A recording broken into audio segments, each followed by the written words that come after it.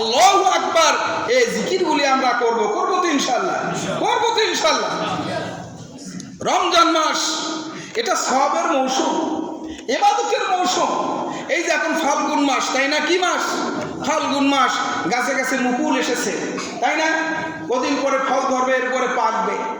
আমাদের সবার মনে একটা আলাদা এমএস, কদিন পরে কাঁঠাল খাবো, কদিন পরে আম খাবো, কদিন পরে লেচু খাবো, কত কি, তাই না? কি বলেন? এখন থেকে স্প্রে করতেছি, পানি সেচ দিচ্ছি, আর কত প্রস্তুতি। কেউ যেন আমার ফলের বাগানের থেকে ফল চুরি করতে না পারে, পাহারার ব্যবস্থা করেছি, নিটিং ব্যবস্থা করেছি, করি কিনা বলেন? পাখি যাতে উৎপাত করতে না পারে।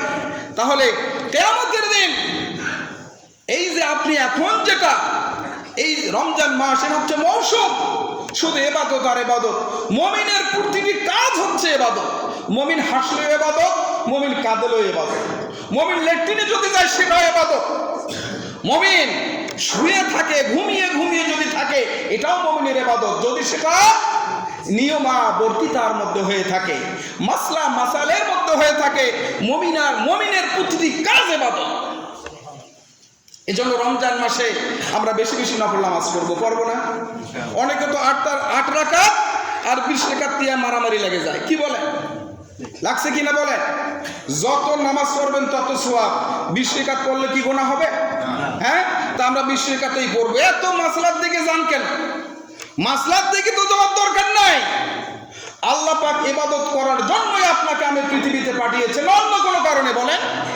অন্য কোনো কারণ আছে? তো আমরা 20 রাকাতই পড়বো। মাসলা বাদ, আমরা 20 রাকাতই পড়বো।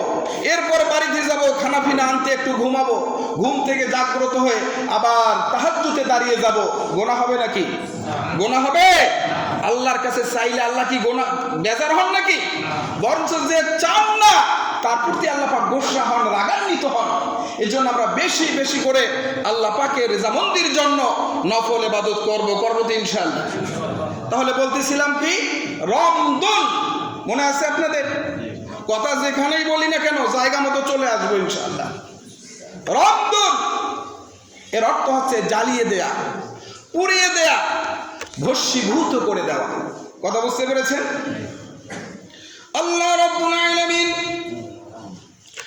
বান্দাদেরকে বোঝাতে চাইলেন, রব্বুল আলামিন রমিম দাদ, রমদুন শব্দের অর্থ যেমন জ্বালিয়ে দেওয়া, ভস্মীভূত করে দেওয়া, ছাই করে দেওয়া। আগুন যেমন কোন খড়কুটোকে আগুন লাগিয়ে দিলে যেমন ছাই হয়ে যায়, পুড়িয়ে ভস্মীভূত হয়ে যায়। আল্লাহ রাব্বুল আলামিন বলেন, কেউ যদি রমজান মাস পেল, এই রমজান মাসের সঠিক ব্যবহার করলো, রমজানের শান মান মর্যাদা রক্ষা করে সিয়াম সাধনা করলো, রব্বুল আলামিন বলেন তার জীবনের যত গুনাহ আছে আগুন যেমন খড়কুটোকে জ্বালিয়ে পুড়িয়ে নিঃশেষ করে দেয়, ছাই করে দেয়, আমি রব্বুল আলামিন রমজান মাসের সঠিক ব্যবহার করে সিয়াম এবং সাধনা যদি কেউ করে, আমি রব্বুল আলামিন তার বিগত জীবনের সমস্ত গুনাহগুলিকে ভস্মীভূত করে দেব। খুশি না বেজার?